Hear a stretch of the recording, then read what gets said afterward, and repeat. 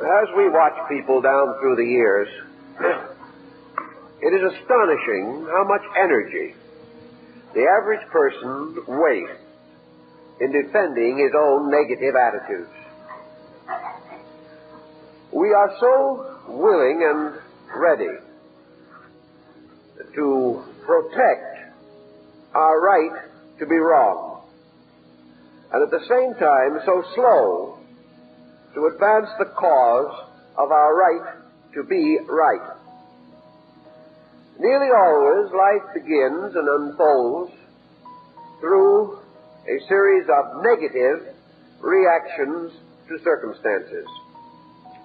There's an old saying that we all know is true, that bad news travels more rapidly than good news. We are more responsive to our instinct to criticize than to commend. We are quicker to condemn than we are to praise, and we are more likely to observe the faults in others than to seek out their good points. All these tendencies seem to rise in deep sources within our own natures. We are not even aware of our own critical tendencies in many instances. And when we are reminded of them, we take it for granted that we have a right to them, that we must have the privilege of objection, that we must claim our birthright of individual thinking because of a tendency to analysis, which means simply to take things apart.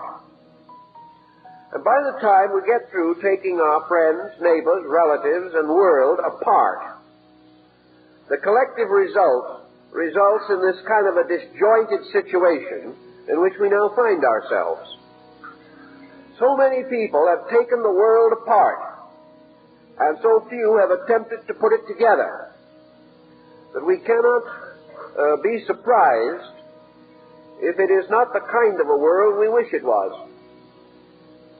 If then this tendency to negative attitude lies at the root of our trouble, is there no way in which we can remedy it? One of the things that perhaps points this up more than anything else is our personal reaction to situations beyond our personal control. There's hardly anyone who does not become indignant, dismayed, astonished, offended when he picks up his daily newspaper. Yet it would be difficult to prove that any of these emotions contribute to the solution of the problems which the paper unfolds. There is no actual indication that indignation is solutional. Now, some can say that it can be solutional to this degree, that it can cause persons to unite, to rise above personal opinions and attitudes, and can create a kind of aggressive action in some direction or other, that it forms a valuable criticism by which things can be changed. For most leadership is sensitive to the indignation of its following. Actually, however, it is not the indignation that causes this reaction which we hope to achieve, because the problem finally settles down to a simple issue: what is right and what is wrong. And the individual attempting to solve this, coming to valid conclusions and clinging to that which is right, develops a strong, natural, defensive and offensive organism. He will support the things he believes. He will attempt to correct the faults that are around him. He will unite his resources with groups or movements which are accomplishing ends which he regards as right.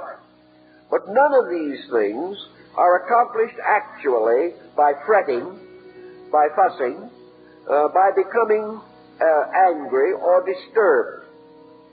The disturbance is merely a loss of energy. The solution is achieved by the individuals clearly defining what is necessary and doing it.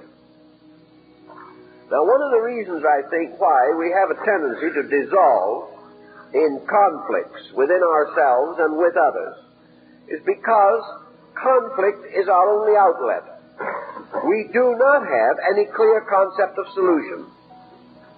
The individual confronted with a problem does not see how he can solve it. He does not see any pattern through the application of which the problem can be corrected. Therefore, he can only stew. He can fuss. He can fume. He can become disturbed. In this way, letting off steam. But this is only a manifestation of frustration. It does not lead to the answer. The reason why we do not have more answers is because we do let off too much steam without purposeful meaning or viewpoint. And also because in most instances we are untrained to find the answer. There is an answer to every problem. This answer does not lie in excitement. It does not rest in righteous or unrighteous indignation. It lies in skill. It lies in a disciplined method by which certain ills can be corrected. The application of the proper methodology to a problem must ultimately be solutional. When we look around us, we see the problem, and we recognize that we are unfitted to cope with it. Why are we unfitted? Because the sources of our instruction have generally ignored the need for the correction of existing problems. This does not mean that these sources are entirely sterile of constructive ideality. They are not. But like most of our thinking, our educational and cultural perspective jumps over the immediate, passes or bypasses the simple thing that is needed now, and escapes into generalities, dealing with large issues, but failing to meet the challenge of an immediate problem. Thus, we may have a strong training on what would be the theoretical course of our political, cultural, or economic life, but we are not trained to meet the daily emergencies of our own existence. We are not equipped to do so. We are not given the resources necessary to solve our problem. Nearly everyone who is out trying to solve other people's problems has problems of his own, which require immediate attention, but he is not able to cope with them. He is not able to meet them with necessary resource ability. If then, being frustrated, he sees no other clear course of procedure, we find him settle down into the cultivation of negative, fatalistic, and essentially detrimental personal attitudes. He becomes a fusser. He becomes a conscientious objector to everything. He becomes disillusioned, cynical, skeptical, and particularly among the intellectual group, he loses faith in the possibility of solution.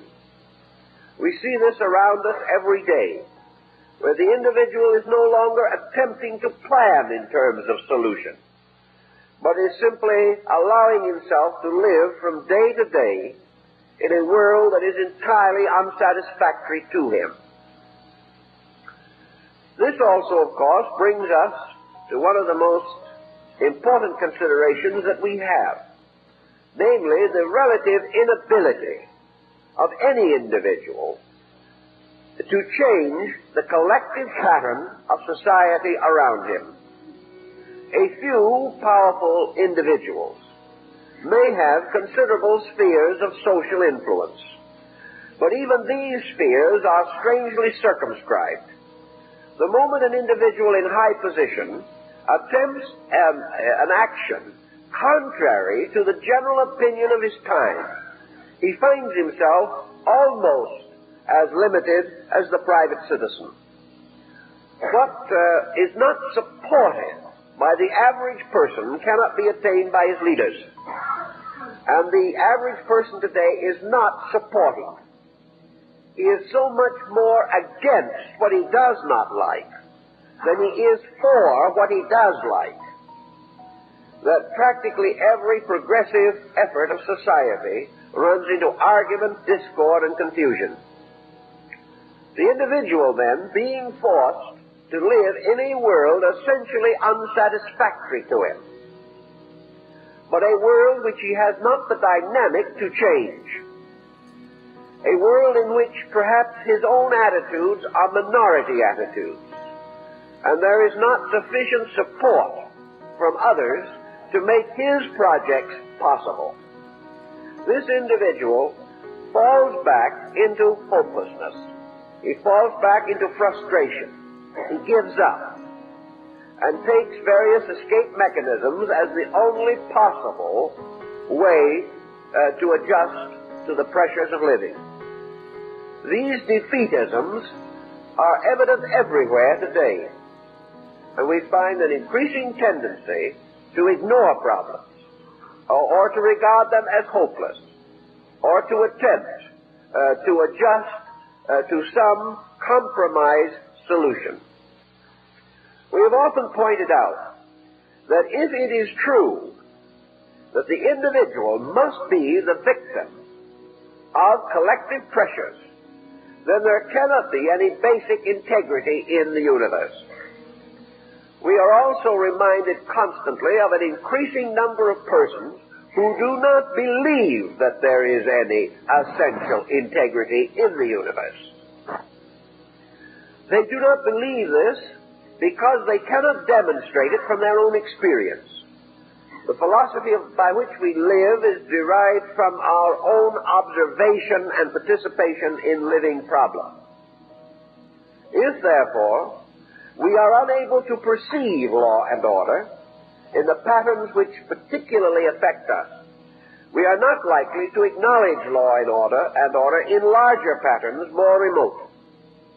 So today there is an constantly increasing intensity of negation. The individual doubts.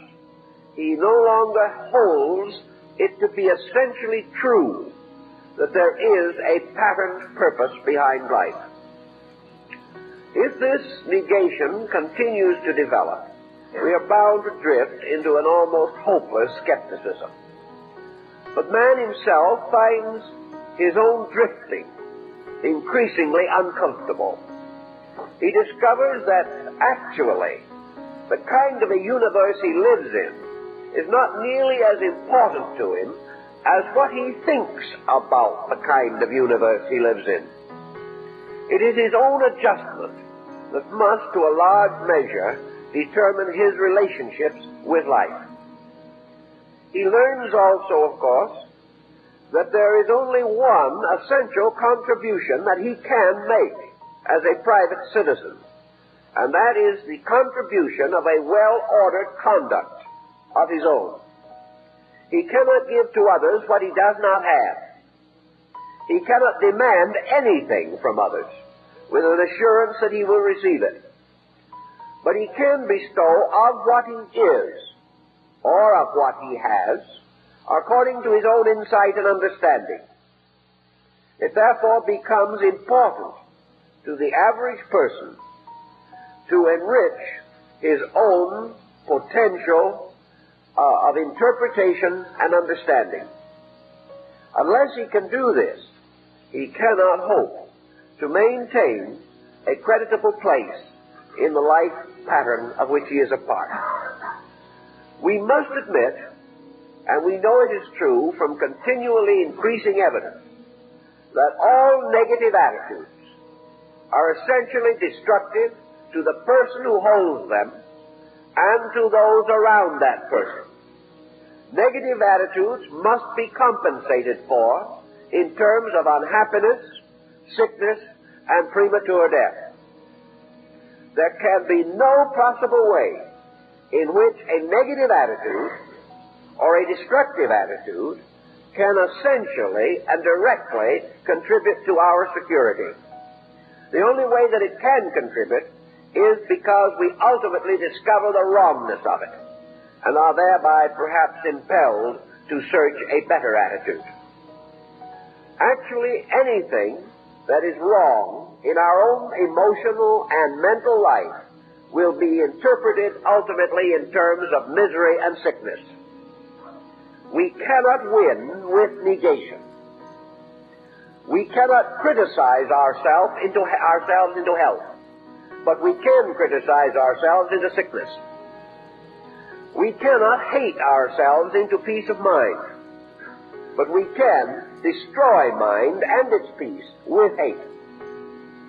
Every negative attitude, no matter how much we defend our right to have it, or how justified it seems to be, must end in a negation in our own natures. Thus, the person who is a critic gradually destroys his social bridges. He becomes an outcast, and in loneliness and sorrow watches his life disintegrate.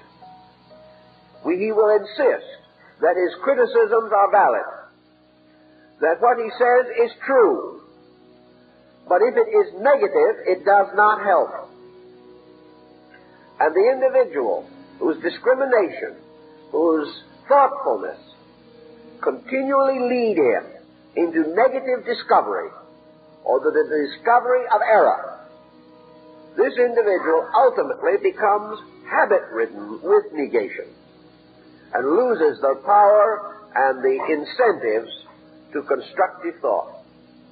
Nearly all of our psychological trouble today rests with unadjusted persons who have permitted themselves to develop negative mental and emotional habits. And as it is estimated now that in the next generation, at least 1 out of every 5 persons born in the United States will at some time be an occupant of a mental hospital. It begins to be a rather serious situation. And most of these persons, and I have worked with hundreds and thousands of them, who are in these hospitals are persons who have permitted bad habits of mind and emotion to come in and control their lives. Many of these persons have excellent explanations for why they are as they are. But such explanations do not help. The only explanation that is of any value to us is the explanation of how we stayed sane. The rest of it is not profitable. These individuals who are mentally and emotionally sick can prove to our satisfaction, perhaps, to their own satisfaction, certainly, that they are misunderstood, neglected, afflicted human beings, born in calamity and misery, and therefore fully entitled to fall to pieces. All this, however, does not solve anything, and the perpetuation of a philosophy of this kind cannot possibly bring any satisfaction, security, or health to anyone. The answer lies in a positive relationship with life. Now, in going back over a good many of these sorrowful characteristic problems, we find that the individual who has come to these melancholy and morbid conclusions actually did not have a particularly difficult life. The individual who breaks under pressure is one of a community of persons, most of whom have had equal pressures with himself. It is not the individual who has gone through the most that falls to pieces. It is the individual with the least resource in himself. It is not the person who has gone through the greatest tragedy who is tragedy-ridden. It is the individual, perhaps, whose only tragedy has been his own selfishness. But the person who has the wrong basic perspective gradually cultivates a philosophy of negation. He rationalizes, develops logical and reasonable sequences to prove to himself that he is a suffering soul. And when his proof is conclusive, he is completely miserable. And this complete misery has about it a nostalgic kind of uniqueness. And we have a competitive attitude in which human beings actually vie with each other as to which one can be the most miserable, gaining a certain distinction from having suffered tremendously. Years ago, we had a group formed. In fact, it was created quite a time ago, but became prominent about 20, 25 years ago. A group dedicated to public confession. These members would rise up in meeting and tell all their sins. It was a little confusing and a bit embarrassing, and did lead to a few lawsuits for slander and defamation of character. But the real cause of consternation was, you would think persons would be reticent to get up and admit the most intimate delinquencies. Instead of this, we found that many of these persons got up and proudly confessed delinquencies which they never had. The only problem came be the competitive instinct to be more delinquent than the previous testifier. Each person who got up had to top all who had gone before him, and took a strange morbid pride in confessing faults that he did not possess. This tendency is part of the same pattern that we mentioned before. The idea that we cultivate negation far more enthusiastically than we do virtues. But this problem of competitive testimony of misery makes a certain importance in life. It causes the individual to feel a kind of significance. And it nearly always arises in a life not adequately occupied with other and more constructive activities. The complainer is nearly always a person whose life is not actively dedicated to some practical purpose. This endless complaining, this constant emphasis upon the evils of things, can be defended. Lots of persons have tried to defend it, making quite an heroic exhibition. But all of these individuals, defending or not defending, but clinging to this attitude, are less effective as persons than those with other attitudes. And we must assume in nature that there is a pattern of rewards and punishments which lie within the psychological and biological structure of man. Instead of assuming that he is punished by some arbitrary penalty in the universe, by some god of compensations, we observe that man is constantly rewarded and punished by the chemical consequences of his own conduct. It therefore has to follow that where nature punishes the individual for an attitude, and it would seem to me that loneliness, sickness, despair, sorrow, and frustration must be regarded as some kinds of punishments, that they are the consequences of actions which nature does not wish to see perpetuated. We have to assume that nature rewards obedience with security. That is, a maximum security under existing conditions, and punishes disobedience with insecurity. As our entire generation is lacking in security, as the average individual is insecure, we must assume that what he is doing, how he is thinking, what he is feeling, these things must be wrong, or they could not be punished by a just natural pattern. And each person must ultimately make an accounting to his own biology. He must face the result of his thinking and his feelings upon the cell structure of his own body, upon the circulation of the blood, upon the vital organs of his body, and upon his nervous system. If these are whipped by his actions and attitudes, then these actions and attitudes cannot be correct. Now, underneath all of this, perhaps, lies a deeper problem, namely that biology and physiology may not have been originally conceived or devised for the purposes to which man has dedicated his life.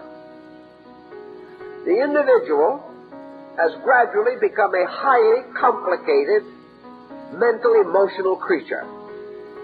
And nature, apparently, regards complication as a fault. Nature does not reward any form of complication. The natural processes are direct and simple. And while we may not understand them all, when we discover a new phase, we are always amazed at its simplicity. Truth is usually overlooked because of its simplicity. So man was created, apparently, for a rather simple kind of life. Now, this does not mean that it was intended that he should be an agrarian to the end of his days, or that his entire psychology was built for the time when he lived in a hut in the forest. This is not true. But it is essentially true that man was not created to sustain the degree of wear and tear which he imposes upon himself. Man was not created with an equipment to maintain him against world wars, atomic bombs, crime waves, and the ambitions of leaders and the tribulations and antagonisms of nations and states. He was not created for such an intensive, negative way of life.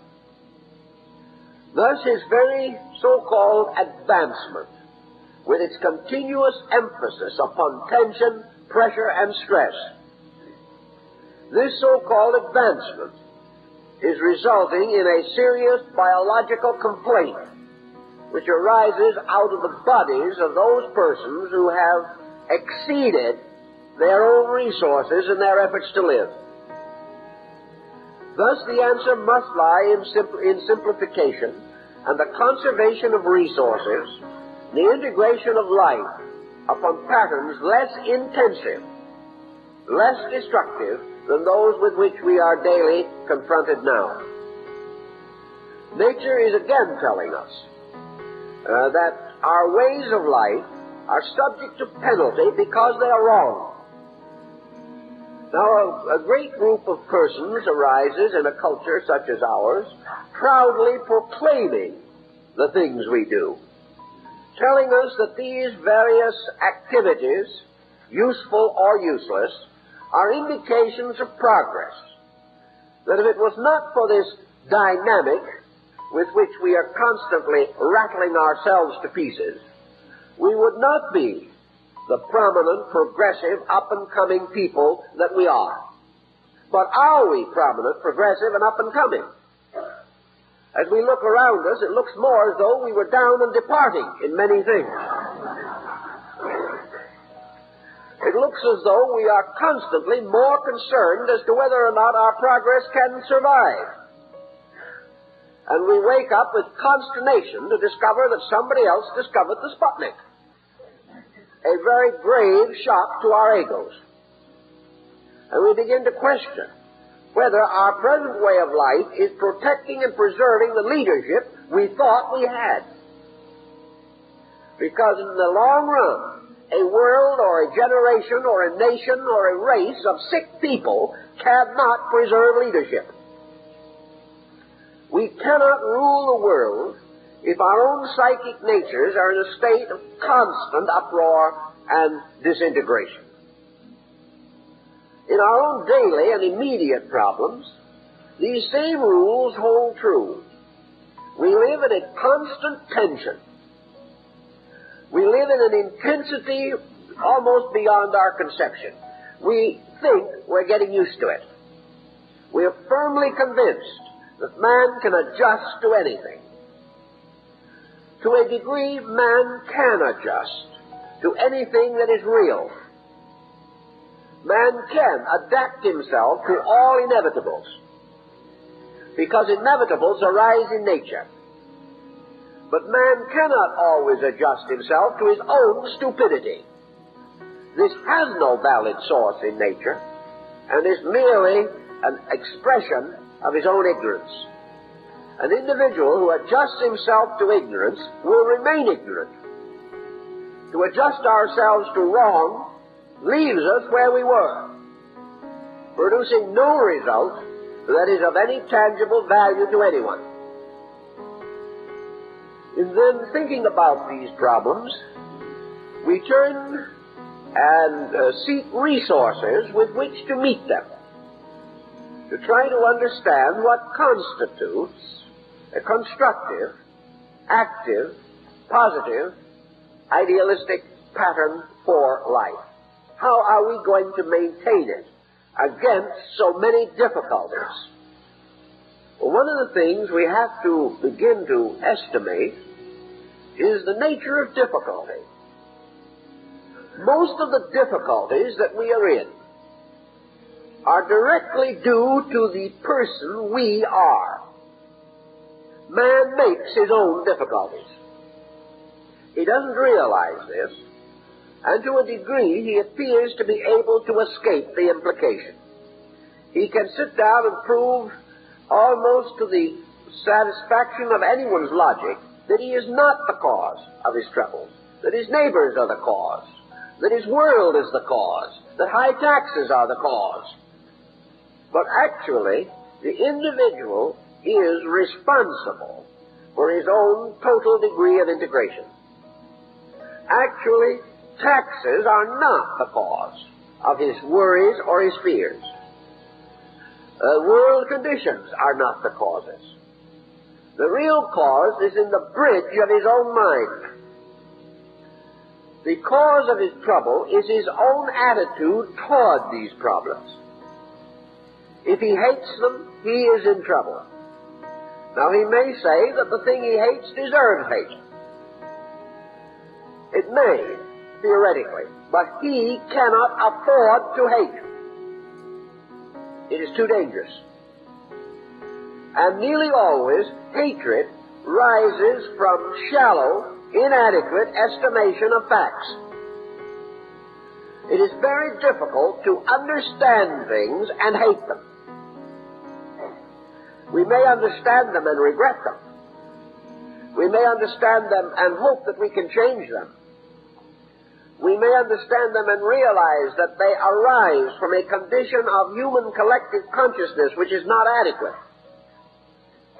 We may observe that too much of our living is from the level of childishness rather than from the level of maturity. These things may become obvious to us, and we may find certain individuals particularly and devastatingly ignorant. We may also observe that the untutored and untrained person lacks the capacity for judgment and kindness and thoughtfulness.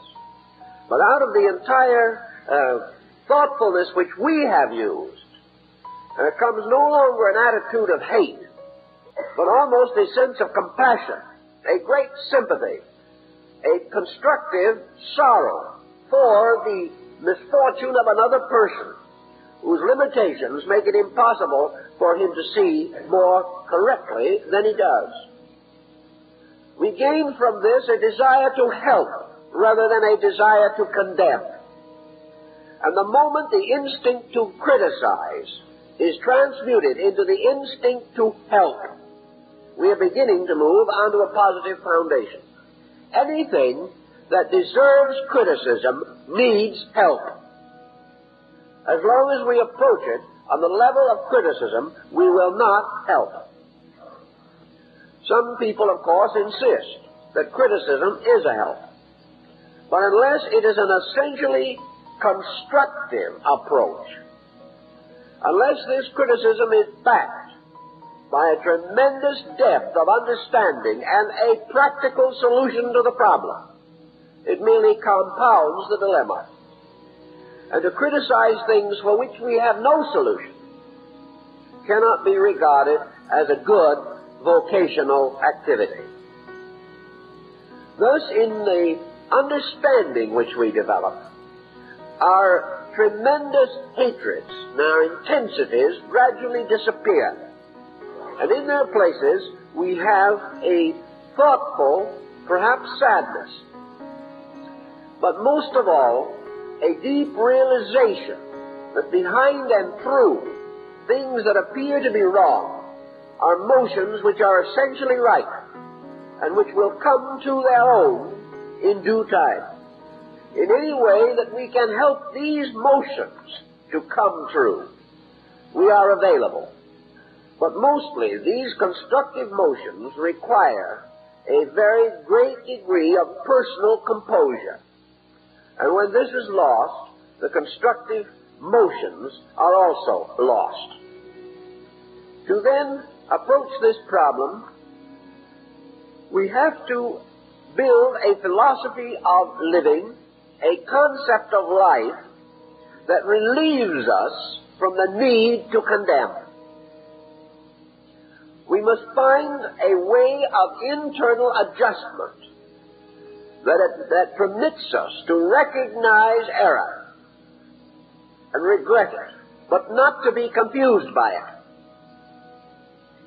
Also, we must reach a degree in which every misfortune that approaches us becomes a challenge to greater adequacy on our own part. So-called reverse is not dilemma, it is challenge. It is an opportunity to be bigger than we are in order to meet a problem greater than we have previously known. Every problem is an opportunity for the individual to release solutional power from within himself.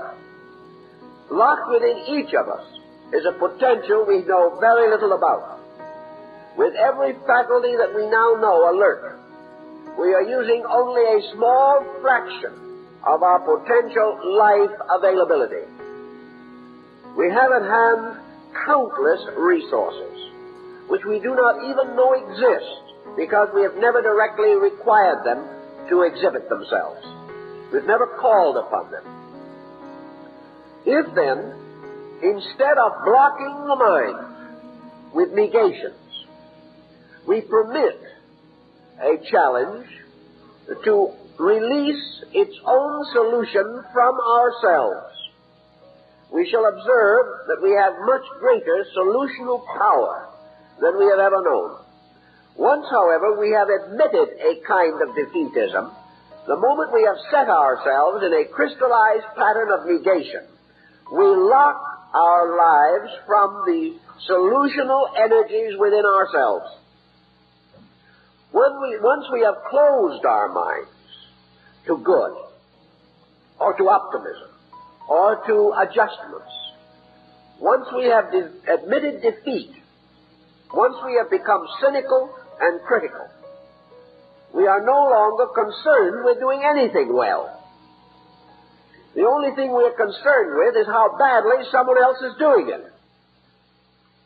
We have no sense of being able to step into the situation and solve it.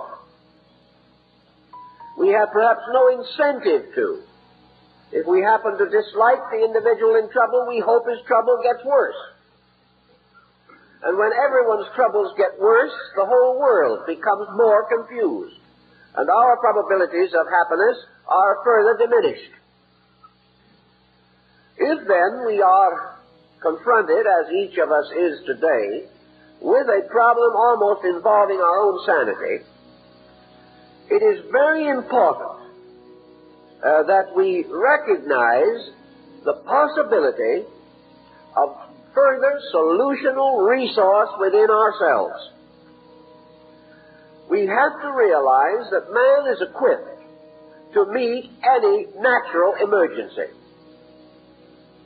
He is able to solve the problem of his own survival if he will cooperate with the patterns of energy and consciousness which exist in his own life.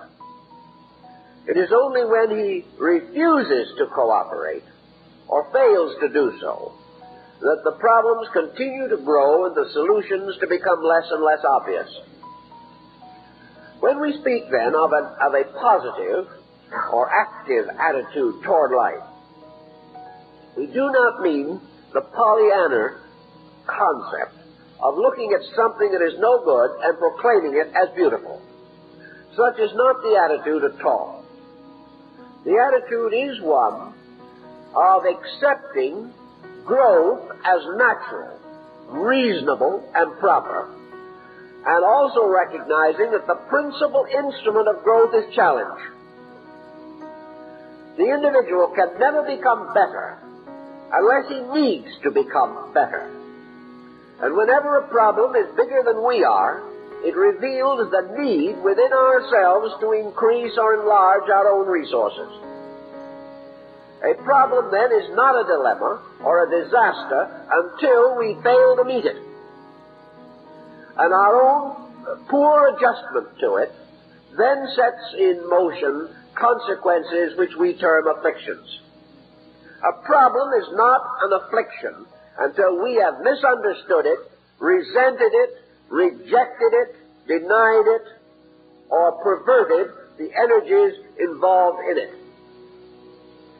Now, we can say that this is hard to accept because everything in life is constantly presenting us with loss, with disturbance, with perhaps irritation, crisis, responsibility, and worry. All of these things are true. We do have these problems continuously pounding in upon us. But these are not the problems. The problems are our own acceptances, our own rejections, and our own available resources. If we are overly selfish, we create a whole circle of problems. If we are vain, we create a circle of problems. If we are egotistic, another circle of problems. If we are jealous, we get into further trouble. It is our own attitude, primarily, which results in a challenge becoming a tragedy.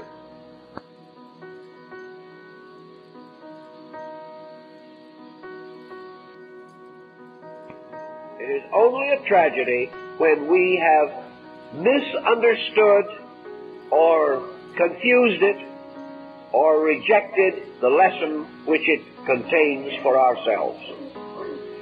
To say this means nothing, except perhaps to stimulate a little thinking along these lines. Behind the saying of it, there has to be a total philosophy to sustain it. And that is why philosophy is important. It is a way in which we convince ourselves of our own needs. It is a way in which we rationally sell the truth to ourselves. It is not a substitute for conduct, but it can be a tremendous incentive to conduct. And it also can give us the courage to make decisions that are more wise, more practical, more useful to all concerned.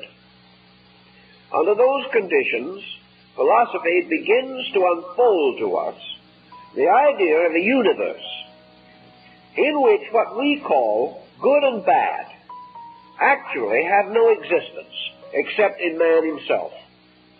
A universe that is ruled by facts, by truths, by realities. Everything is as it is. And if man will accept everything as it is and understand it as it is, he will find that in this he has a clue to the directing of his own conduct. Now, we can take the negative attitude by simply falling into words that such acceptance would interfere with progress. The man is not supposed to accept. He's supposed to roll up his sleeves and go out and make a considerable amount of excitement, whether it means anything or not. Actually, however, by acceptance, we do not mean to sit back and do nothing. What we really mean is that by acceptance, we acknowledge facts and work from those rather than from prejudices. We have to have some kind of a basic acceptance of value. We have to say to ourselves, either this world in which we live is meaningful or it is not. Either the universe is honest or it is not. Either there is a basic integrity at the root of life or there is not. We cannot carry water on both shoulders in these matters. We cannot affirm one thing one day and deny it the next. We must either believe that this universe is a planned thing, and that behind it is a creating intelligence and consciousness able to administer and administering this vast unfoldment according to lawful means, or there is not any of these factors, and man is simply a creature of accident, circumstance, and incident.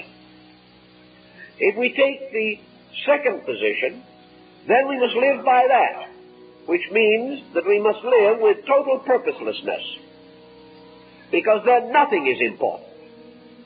And nothing is less important in a meaningless universe than our own rebellion, so that there is no reason why even the purposeless viewpoint should result in pressure. If nothing means anything anyway, why should we spend all of our time being angry about something, pleased about something else, and miserable in anticipation of a third thing? If nothing is important, then life becomes something so completely ludicrous, ridiculous, that there is no sense in any sense whatever. If, on the other hand, there is a purposed existence, then we must begin to accept certain moral values. We must affirm or assume that this world is an unfolding sphere, and that within this unfolding sphere, man is precariously suspended, largely problemed and burdened by his own inability to understand the greater values of the world, his inability to grasp the total picture of his own existence, and thereby unable to know with certainty the courses of action which he should pursue, is therefore under the pressure of a continuous doubt, a lack of available certainty. Lacking available certainty, he turns to the inner part of his own life, supporting it, sustaining it, and enriching it to the greatest degree possible by recourse to and reference to the great achievements of other times and other ages. He uses the great philosophies and religions of life as guides and aids to understanding. He seeks to know better and to live according to the teachings of Buddha or Jesus or Confucius or Lao Tzu, because he believes these persons have lived well. He tries to draw upon the spiritual experience of his race for courage, conviction, for understanding, and for sustaining faith. And gradually, out of his conviction, he integrates a constructive attitude, which he must then put to work, proving or disproving it. It's interesting, perhaps, to realize that there is a reason why certain great systems of thinking have lived. They have not lived because the Creator was proud of them, that is, the human Creator. These systems have not survived because of the mere pressure of personality. They have survived only for one reason, that in common experience they have proven true. That individuals have found in these teachings, religious, philosophical, principles which when applied are ever true, which when lived produce results which are commendable, constructive, and secure. That these teachings are better than the absence of them. that they have given us a stronger personal way of life, a way of life more likely to produce happiness than a way without these teachings and this level of understanding. Thus, humanity has created its own saints by recognizing and rewarding those whose ideas have become an imperishable part of human good. And in this way, we begin to sense that man is forever experimenting with value. All of these great teachers have united in certain positive concepts. They have pointed out the importance of a dynamic faith. They have recognized the tremendous importance of a non-aggressive attitude toward life, a completely different perspective from ours. We live in an economic and political world continuously aggressive, and yet we live with religions, churches on every street corner practically. Two-thirds of our population nominally religious. We live in a tremendous religious atmosphere of renunciation, of unselfishness, of impersonality, of the acceptance of evil but not the doing of it, and of the tremendous importance of returning good for evil. These things we affirm. We believe, but we cannot operate them in our daily life because they run headlong into the small personal prejudices which are more important to us than principles. Yet therapy lies directly in this level. No one wants to be sick. Very few people can afford to be sick under the existing conditions. And socialized medicine is no solution in the sense that it will not give back to the individual his proper energies, even if it helps him to pay the bill for his mistakes. In the sense of paying the bill, it does help, but it does not solve the problem. The problem lies not in getting well, but in staying well in the first place. And these great philosophies that we have known, as Christianity, Buddhism, Judaism, Muslimism, Taoism, Confucianism, Hinduism, these great philosophies have been in common agreement. And millions of human beings, hundreds of millions, living under them for the last 2,500 years, have discovered as factual experience within themselves, when they have been able to be big enough and strong enough to live these principles, that in the recognition of a non-combative, non-competitive code lies the health and security of the people. That we are not ever going to attain peace, happiness, serenity, or security by a constant psychic pressure, by constant irritation and agitation. We're going to find the solution to our problems in the integration of our own resources. Assuming for a moment that we will acknowledge with Western man, even though Eastern man is not entirely of the same opinion, that there are many problems that can be solved with good thinking, that real thoughtfulness and real regard, friendship, thoughtfulness, and affection, simple, direct, sincere, these will solve many problems. But how are we going to have any of these qualities, simple and sincere, while we remain totally complicated, the victims of pressures from within our own psychic natures, eternally destructive of simplicity and sincerity and affection and regard? How are we going to dislike people often enough and long enough to attain this serenity we talk about? How are we going to complain our way into peace of mind? Or how are we going to scandalize our way into security? We cannot. And to achieve our ends, we have to begin to reintegrate our own basic standard of values. Before we can permit any positive value to grow, we must, to a measure at least, escape from the pressure of negative value. If we are going to have a beautiful garden, we must first clear the land. For if we leave all the weeds and the stumps there, our flowers will not grow well. And after we have planted the garden, if we wish it to become a beautiful garden, we must take care of it. We must see that the plants receive nourishment and water, and that they are planted according to their own natures, some in the sun and some in the shade, so that each is given the opportunity to be itself. If we do not use this care and this thoughtfulness, we have no right to resent the universe if our garden does not grow well. And in our own thinking, in our own living, before we can create a constructive philosophy of life, we've got to get the weeds out of our own consciousness.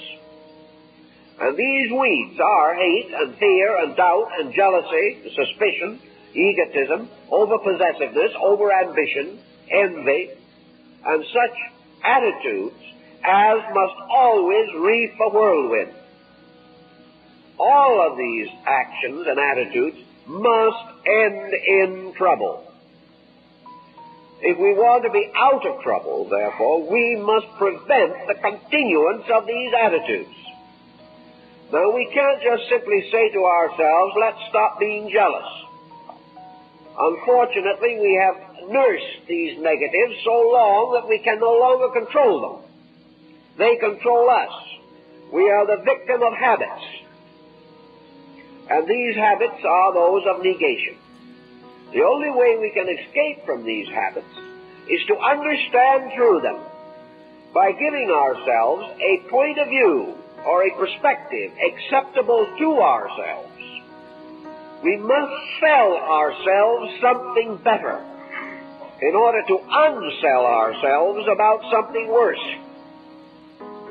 Our new attitude must arise because we have a new and better conviction about value.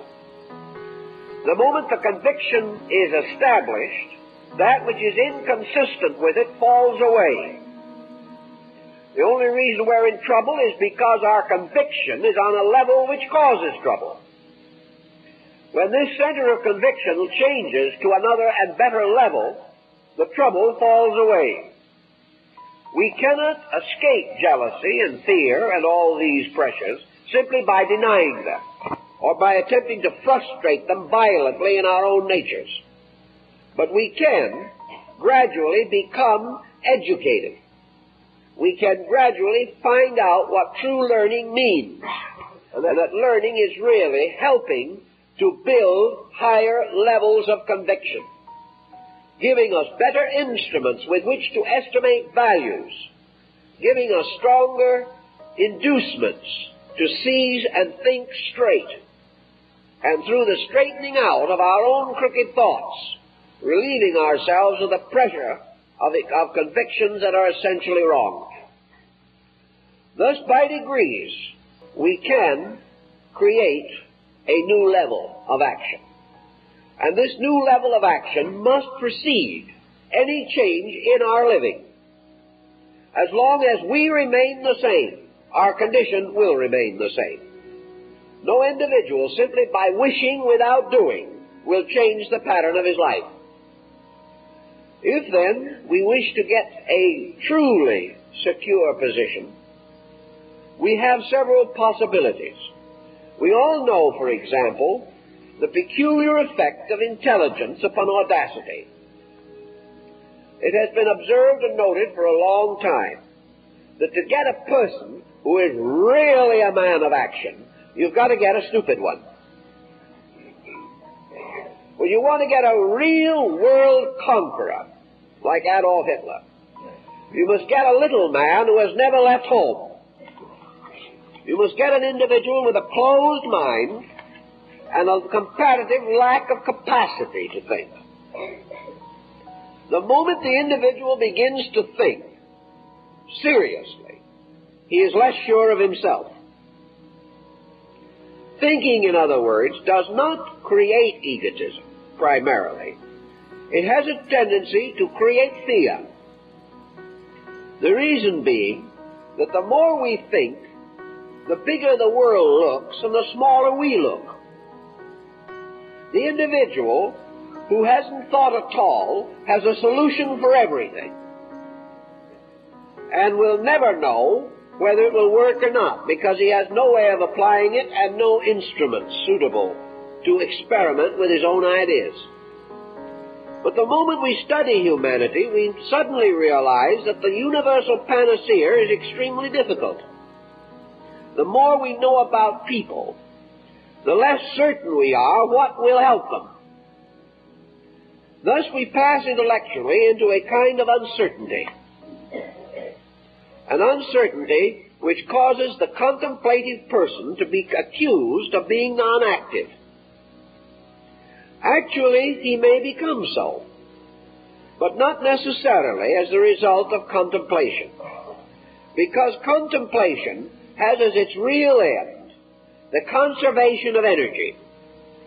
Its purpose is to recognize that you cannot attack 10,000 problems like Don Quixote de la Mancha, lancing windmills, that you cannot go out on a knight errantry of reforms, simply attacking this evil and then that evil, and finding that for every head of evil you cut off, 7 more grow, as in the Greek myth. The contemplative person is looking to find the root.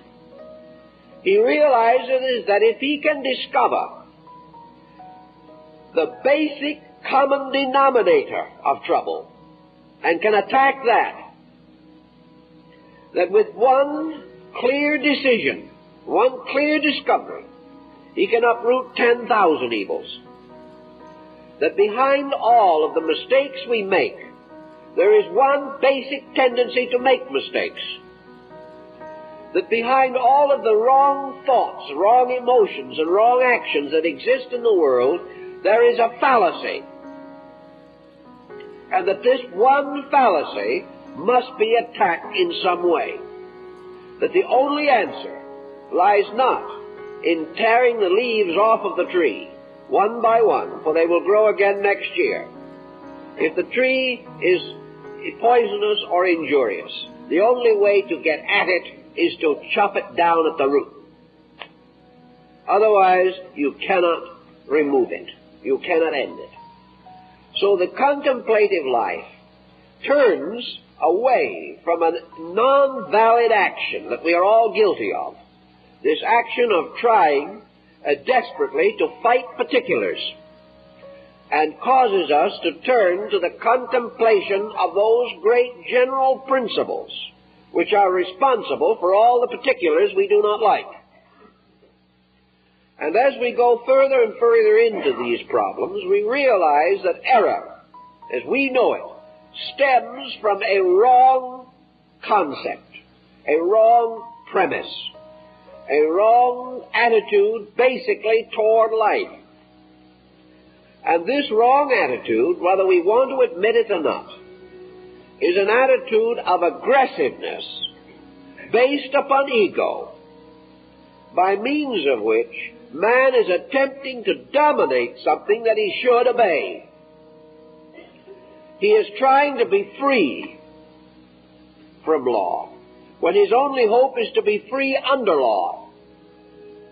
He is attempting to impose himself upon the world, refusing to recognize the fact that he's totally incapable of wisely administering this world he is attempting to conquer. He is trying desperately to cause the universe to be under the guidance of his mentation, when up to the present time he has been unable to demonstrate that with his own mind he can govern even himself. So there are basic errors, and most of these basic errors root in aggressive egoism, root in this concept that we are right and that we are born to command, when we are probably actually wrong and are born to command only our own resources, which to us is not a glamorous perspective. Out of this, then, man has to reintegrate his way of life. What he is doing is destroying him, and he knows it. Therefore, he cannot sustain it, and he cannot defend it. He can only tolerate it. And as it becomes more intolerable, he will have more difficulty tolerating it. What he must have is a way of life rooted in nature's purpose, in the universal dynamic itself, not in his concept of things. But he says, I can't do this because I don't know what it is. The reason he doesn't know what it is because he has done so much agitating of himself that he has never been receptive to value. Man possesses, of all creatures, the only group of truly reflective powers that we know.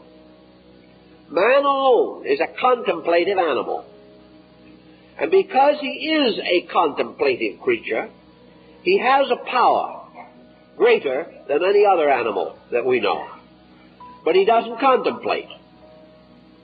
And because in the production of his contemplative nature, certain other faculties and certain other propensities were limited, man finds that he is weaker than the animal in many ways, less intuitive than the animal, less able to depend upon integrity of instinct than the animal, and at the same time not using the contemplative faculties by means of which his own peculiar existence can be preserved.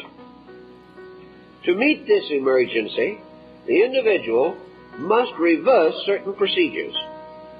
One of the things he's got to do, somewhere along the line, is to break down this aggressive negation with which he occupies himself morning, noon, and night. This endless fault-finding, this endless cycle of trying to impose his own ways upon others, and also this tremendous effort to keep up with the silly momentums of his time. If he doesn't do these things, if he doesn't make these changes, he will simply go into oblivion with the rest of a foolish generation.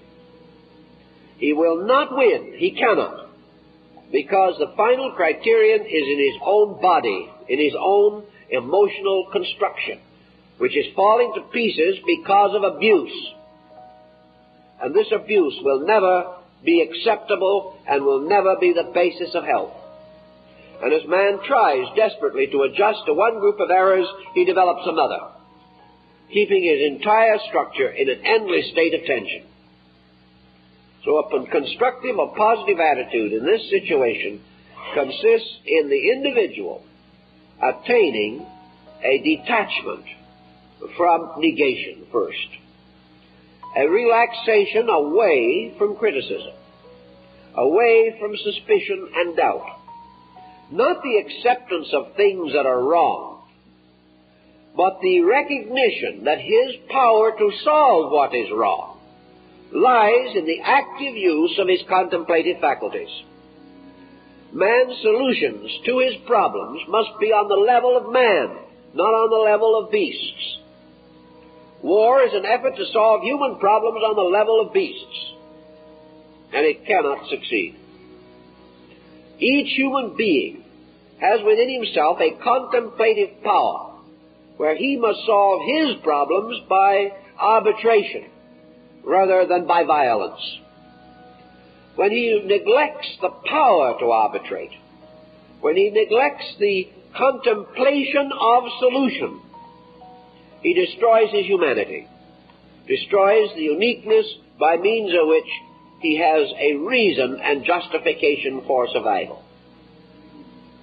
So we say that the person in these problems, in his daily living, must begin to relax away as far as he possibly can from these intensities, recognizing them not as virtues, but as hidden vices. Perhaps we would have a tendency to correct some of these difficulties if we recognize them as faults, but we do not. We have grown so accustomed to them, we think of them as virtues, as indispensable parts of ourselves. Our right to criticize is a sacred right. Our right to condemn is something that we will fight and die for. And yet neither of these, criticism nor condemnation, solve anything. They merely magnify and complicate the problems of living.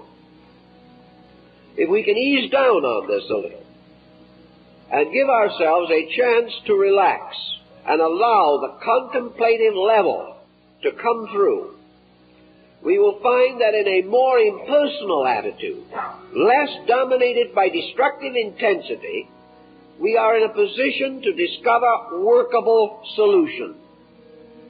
Intensity destroys our power to solve. Anger destroys our power to think. Hate destroys our power to love. Fear destroys our power of faith. All things needed to solution are destroyed by their opposites.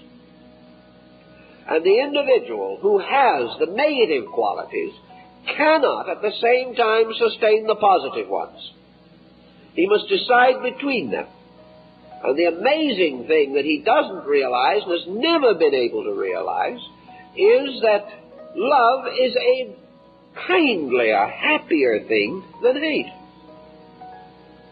We have never seemed to find as much satisfaction in the development of our virtues as we have in catering to our vices.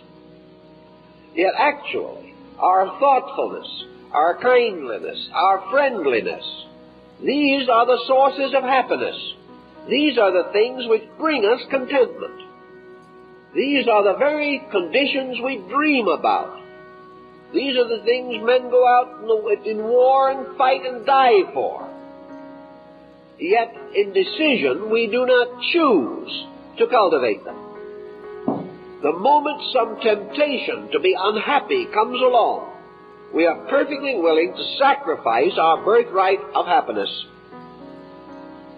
Out of the recognition of this situation, we do have the right, if we wish to apply it, of choosing positive and constructive attitudes. We can choose not to gossip. We can choose not to criticize. And we can choose to seek the good in things, realizing always that there is something of good, and furthermore that the acceptance of the fact of good is the greatest stimulation toward the growth of good. Henry Ford proved in his work with ex-convicts that when you have a faith in a man, you have a greater probability of that man maintaining his own self-respect than when you suspect him. The moment you doubt him, you destroy his faith in himself. The moment we suspect, we create suspicion. Whereas if we have a strong and constructive attitude, we have the greatest and most powerful defense against betrayal. But someone will say, I did have that attitude once, twice, 3 times, and I was betrayed. Now I'm a hopeless skeptic. I've done things for people, they've turned around and stabbed me in the back. There are a large number of cliches bearing on this point, but we don't need to repeat them all. But the answer again lies in man's ability to detach himself from the things he does. Almost always, when we are so-called betrayed, we are offended. First, because we feel that our own judgment has been wrong, and that's an intolerable situation in itself. We can never forgive the individual who has proved that we are wrong, if it is only by failing us in some emergency. Furthermore, we become attached to the things we are doing. We expect results. We demand results. But we live within so small a reference frame that the only results that we can see must be almost immediate ones. It is difficult for us to imagine that something the results of which we cannot see has results. And nor can we be satisfied with the belief that those results may only reach their harvest long after we have gone. We must have the proof of it right now. All of this, again, being the imposing of our own mind and our own attitudes upon things.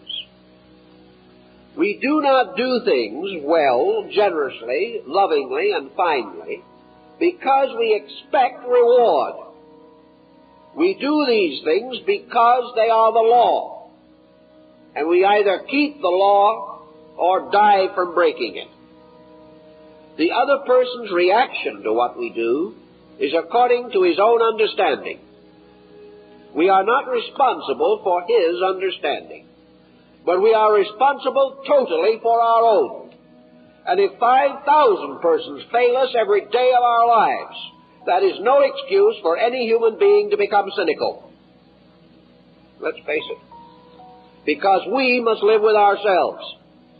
And if we do not believe in cynicism, then the failure of other persons cannot make us do that which we know is not right.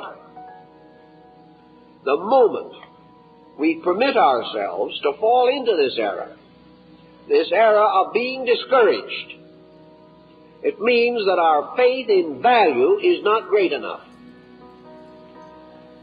This evidence, by the way, is not so remarkable as we might first assume. There are very few persons who have not been given indications of gratitude. There are very few persons who have done great things over a continuous period of time without recognition. There are very few persons whose kind deeds have always gone awry. What we generally again do is promptly forget the kindnesses that have been done to us, the gentlenesses which have returned to us, and when 50 persons are grateful and one is not, that one is the only one we remember. If we look back over our lives, we will realize that we have not been the continuous victims of ingratitude. We have been the continuous victims of our own attitude toward it. We have willingly and willfully rejected the kindnesses which we should have appreciated in order to nurse the grudges we should have forgotten. Thus, regardless of how we approach it, as Henry Ford found out with the criminals or ex-criminals that he took on parole and employed and placed in positions of responsibility, every one of them did not live up to it, but the majority did. And it would be quite possible to build a philosophy of life upon the one who didn't. But that philosophy of life would be wrong, because it would forget the dozens and hundreds who proved themselves trustworthy in every way. The same way, if we are negative and recognize and remember only negation, we can prove it, but the proof is not valid, because it is a proof based upon a minority incident. It is the magnification of a particular. Whereas the men who did respond and did come through represented a generality, a larger group. And their testimony, 99 to 1 perhaps, is the more valid. And in life, the hundreds of good things that have come to us are more valid than the few unpleasant remembrances that we cannot get out of our systems. So if we take our attitudes and examine life fairly, we will discover grounds for optimism. We will find that this world is not nearly as bad as we have forced it to be by our own thinking. And building a more generous, contemplative relationship with life, we will begin to see that we have been wonderfully blessed and protected through countless emergencies. And that also, if we could maintain and preserve the gentleness of spirit, which is our birthright as human beings, we could live victoriously through this span of life, creating good for others and strengthening the integrities in ourselves. So our positive attitudes must arise from a total picture of our own living.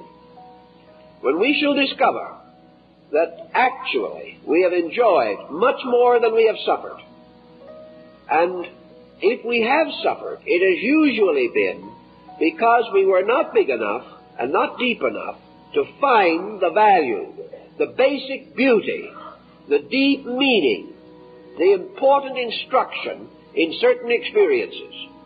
These we have resented. We have resented them because we rejected them, and in so doing have created negation. If we understand these things, we can begin to build a more constructive attitude and a better philosophy, and we will find that the proof of it will lie in its effect upon our total economy as persons. When the facial expression begins to relax, when the tightness leaves the corners of the mouth, when the nervous, angular motions of the body begin to soften, when we can begin to enjoy the good that comes to others, when we can actually feel a little better when we get up, a little better through the day, as the result of trying, of striving, we will realize that a good attitude is our only protection in life, and that without it we cannot survive. Nature tells us this, and if we are wise, we will obey nature. And watching nature's way, we'll probably discover that we can save ourselves many sorrowful hours, many years of reverse, and many misunderstandings, which are due only to our own lack of perspective.